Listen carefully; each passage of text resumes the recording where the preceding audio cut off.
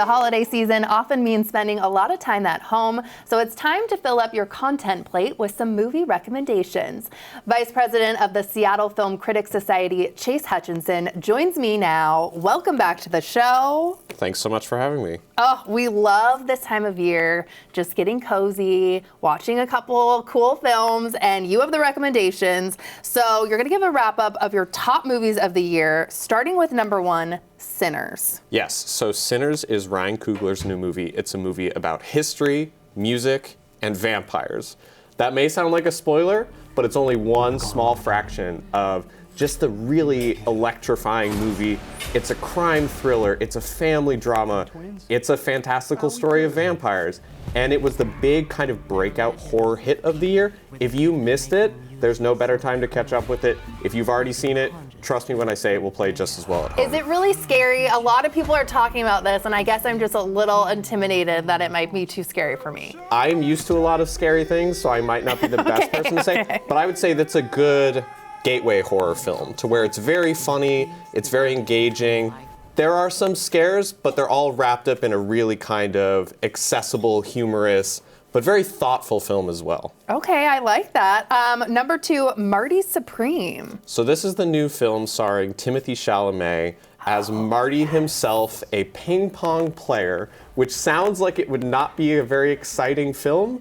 How exciting can ping pong be? The answer is very exciting because it is not just about ping pong. It is about young Marty aspiring to be the greatest of all time. It is about his ambition, it is about his charisma, and it is also about his self-destruction. It also stars Gwyneth Paltrow, who hasn't acted in a while and makes a really interesting return. And it's basically just about him careening through New York City, trying to be the greatest, and tripping and falling on his face, stumbling back again.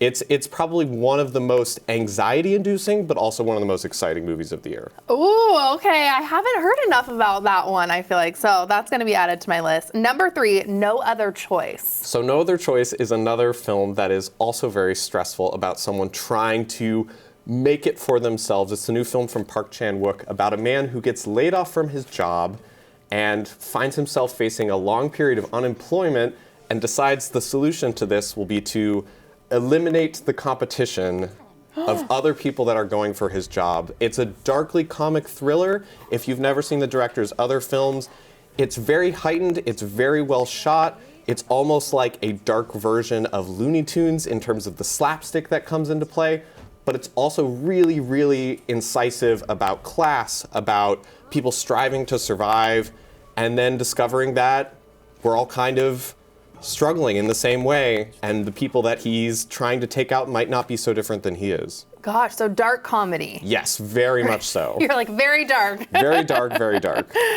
Number four, Wake Up Dead Man, a Knives Out mystery. I've not heard of this. So I'm going to have a hard time talking too much about the plot because it is a murder mystery, so I don't even want to indicate where it will go, but it's the new Rian Johnson film. It's a Knives Out film.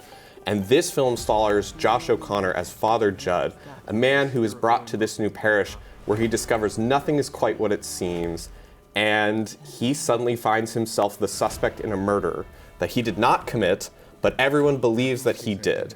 And so he has to defend his name, and then suddenly, of course, who shows up but Benoit Blanc himself? It's a very darkly funny, very incisive film about religion, and it also is, if I may say, a film with as beautiful cinematography and production design as the two leading men themselves. Ooh, okay. Big high marks from you there. And then number five, the last one on your list here, The Mastermind. So this is another Josh O'Connor film. It has very much been a Josh O'Connor fall, and this is the best of the bunch. It's a art heist film from the local indie director Kelly Reichardt, and it is about this man who decides, with the Vietnam War playing out in the backdrop, that he will rob a museum. Why is he deciding to do this? That's kind of what the movie's about, because let's just say he doesn't think this through. He ends up hatching this operation.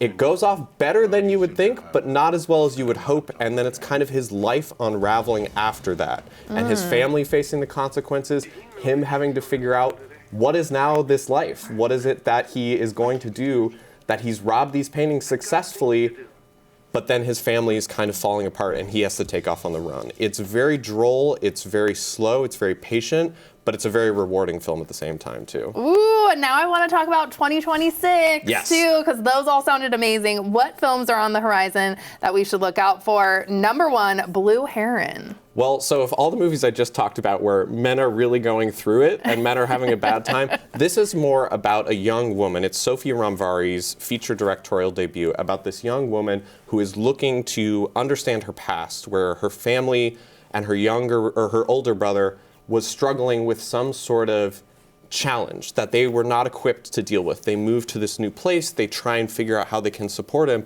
and then it cuts to the future where she's trying to figure out, is there anything else we could have done? Is there anything else we could have done to support him? It's a very emotional movie, it's a very sincere movie, and it's a very inventive movie in how it plays with time and how it plays with memory, and it has very good use of music in how it ties everything together at the end. It's probably the most anticipated movie of 2026 that you should have on your radar. Ooh, okay, well now it's on our radar. Number 2, The Chronology of Water. So this is the feature directorial debut of Kristen Stewart, who you may have known Yes, from Twilight fame. of course. Big regional movie.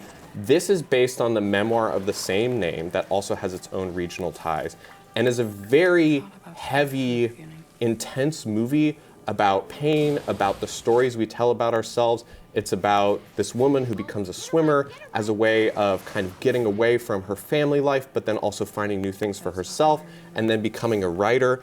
It's very unique in how it's presented and how everything gets cut together to where you're not quite sure how much is an imagined memory, how much is real, how much is someone trying to reinterpret their own trauma, their own pain.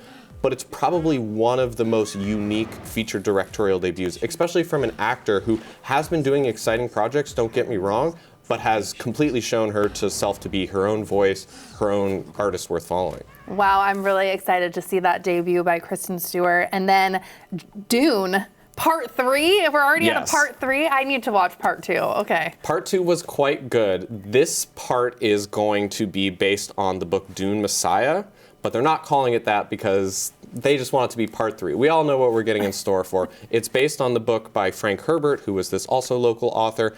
It's probably the big blockbuster to look out for.